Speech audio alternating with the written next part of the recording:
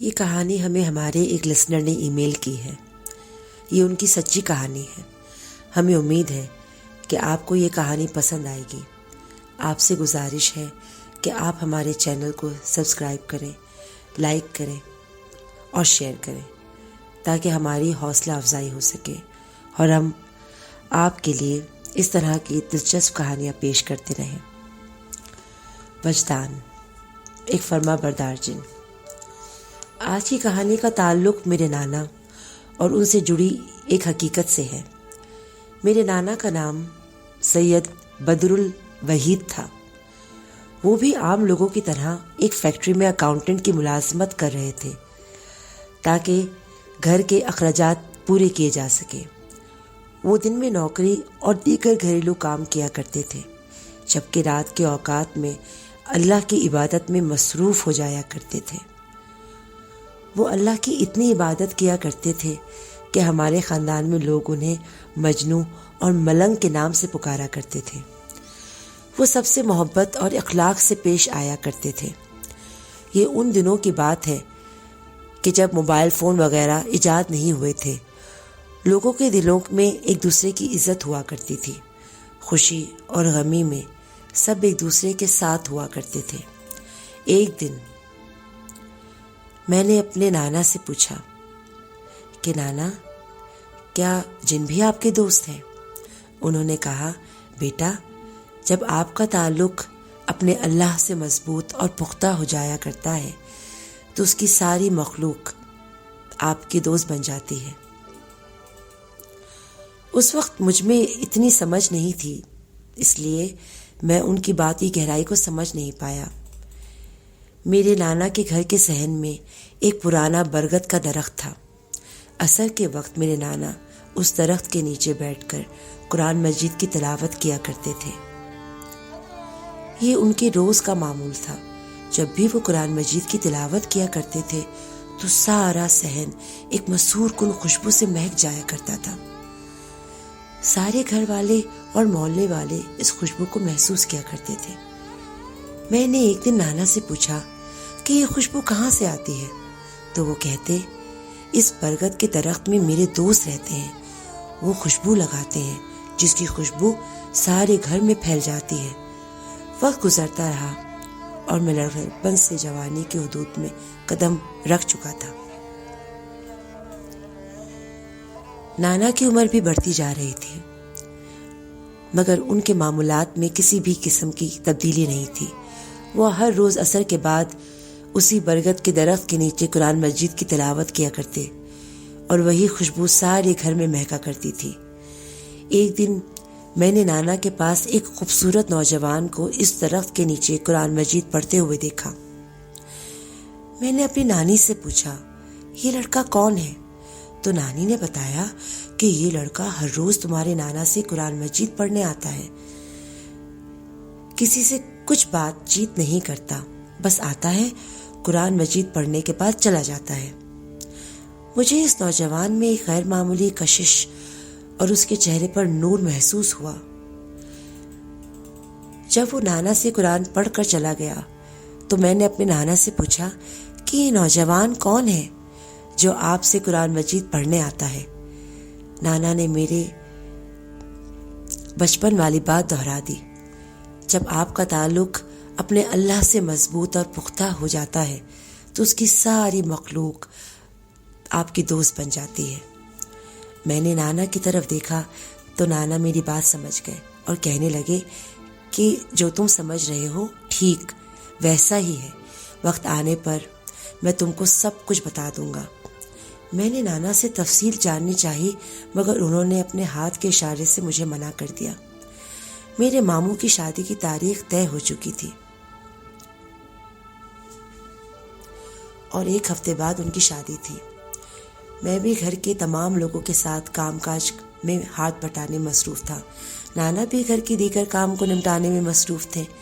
میں نے اسی لڑکے کو ہاتھ میں مٹھائی کا ٹوکرا لیے دیکھا۔ اس نے یہ ٹوکرا نانا کے ہاتھ میں دیتے ہوئے کہا کہ بابا نے آپ کے لیے بھجوائی ہے۔ میں نے دیکھا تو وہ لڑکا نانا سے نگاہیں ملا کر بات نہیں کر رہا تھا، بلکہ اس نے اپنی نگاہیں نیچے کر رکھی تھی۔ پھر وہ لڑکا چلا گیا۔ میں نانا کے پاس گیا تو انہوں نے مجھ سے کہا کہ آؤ آج میں تمہیں ایک ایسی مٹھائی کھلاؤں کہ جس کا ذائقہ سب سے منفرد اور جدا ہے، اور ایسی مٹھائی تم نے کبھی نہیں کھائی ہوگی۔ جب میں نے وہ مٹھائی کھائی تو واقعی وہ بہت مزیدار مٹھائی تھی جس کا ذائقہ مجھے آج بھی یاد ہے۔ میں نے کہا نانا یہ مٹھائی وہی لڑکا لے کر آیا تھا نا جو آپ سے قرآن مجید پڑھنے آتا تھا؟ نانا نے کہا ہاں یہ مٹھائی وہی لڑکا لے کر آیا ہے۔ نانا مجھے آپ کب اس لڑکے کے بارے میں بتائیں گے؟ بتا دوں گا، وہ وقت ابھی آیا نہیں۔ آخر کار ماموں کی شادی کا دن آ گیا۔ اس زمانے میں لوگ اپنے گھر کی شادیاں گھر کے باہر شامیانے لگا کر کیا کرتے تھے، اور محلے کے لوگ ان شادیوں میں آئے ہوئے لوگوں کو کھانا سرو کرنے میں مدد کیا کرتے تھے۔ میں نے دیکھا کہ 4 سے 6 لمبے تڑنگے نوجوان ماموں کی شادی میں کھانا سرو کر رہے تھے۔ ان کی پھرتی دیکھ کر لوگ بھی حیران تھے۔ یک کچھ لوگ بھی شادی میں آئے جن کے قد لمبے تھے، چہرے سرخ و سفید تھے، سب کی آنکھوں میں کالا سرما لگا ہوا تھا، سب نے سفید لباس پہنے ہوئے تھے۔ سب سے اہم بات یہ کہ ان کے پاس سے وہی خوشبو آ رہی تھی جو برگد کے درخت سے آتی ہے جب نانا قرآن مجید کی تلاوت اس درخت کے نیچے کرتے تھے۔ وہ لوگ نانا سے گرم جوشی سے ملے، مگر کسی نے بھی نانا سے نہ مصافحہ کیا نہ گلے ملے، کچھ فاصلے سے ملے، الیک سلیک، اور کچھ دیر رہنے کے بعد چلے گئے۔ ماموں کی شادی کی تقریبات ختم ہو گئی، سارے معاملات خیریت سے اختتام پذیر ہو گئے، زندگی اپنے معمول پر آ گئی۔ ایک دن میں اپنے نانا کے کمرے میں گیا تو نانا کسی سے بات کر رہے تھے، جبکہ گھر میں میرے علاوہ کوئی فرد باہر سے نہیں آیا تھا۔ میں نانی کے پاس گیا اور ان سے پوچھا کہ نانا کے کمرے میں کوئی مہمان آیا ہوا ہے؟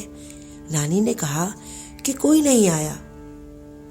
پھر نانا کس سے بات کر رہے ہیں؟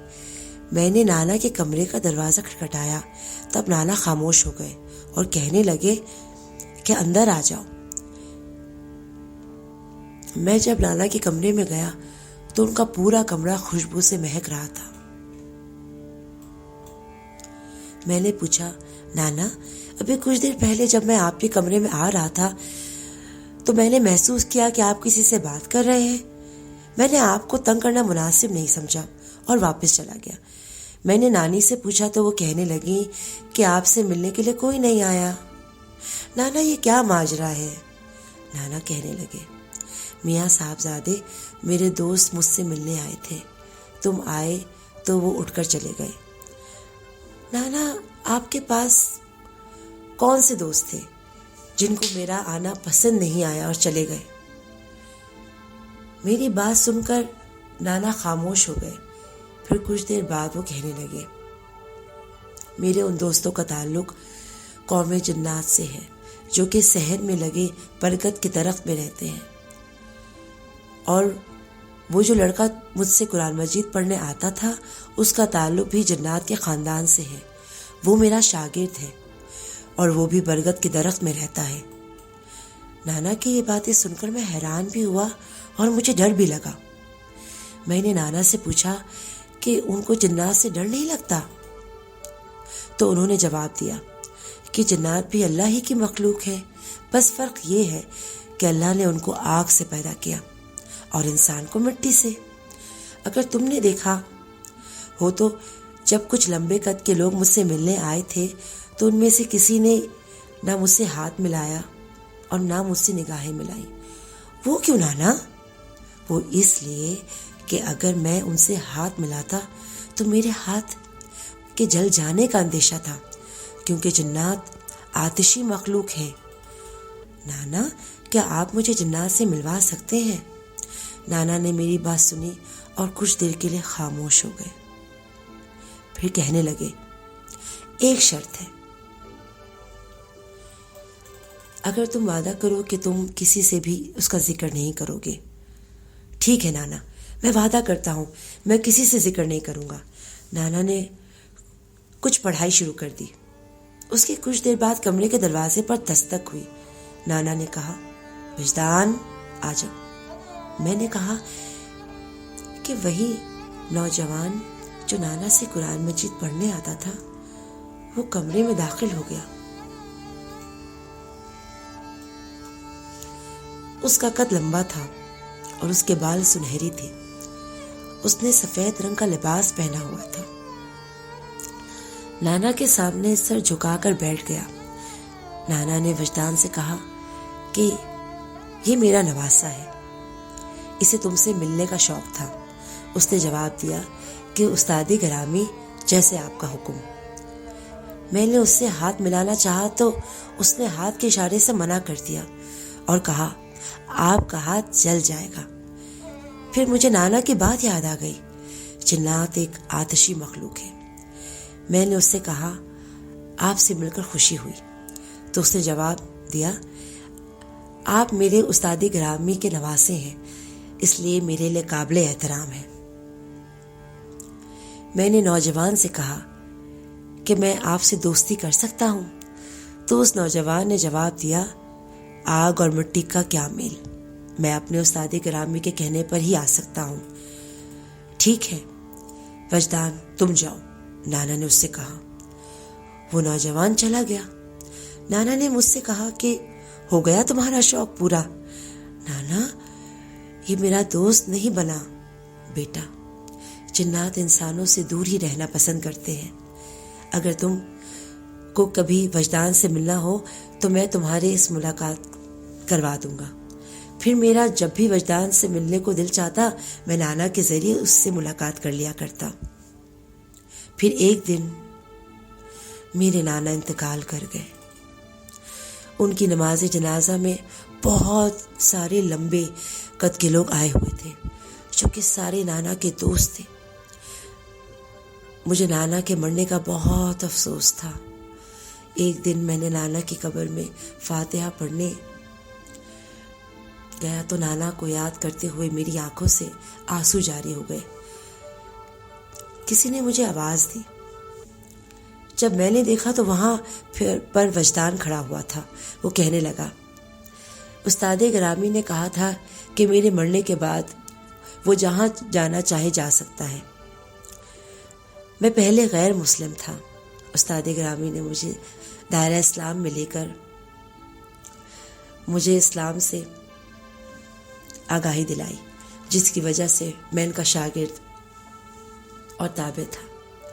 اب وہ نہیں رہے، اس لیے میں جا رہا ہوں۔ میری آپ سے یہ آخری ملاقات ہے۔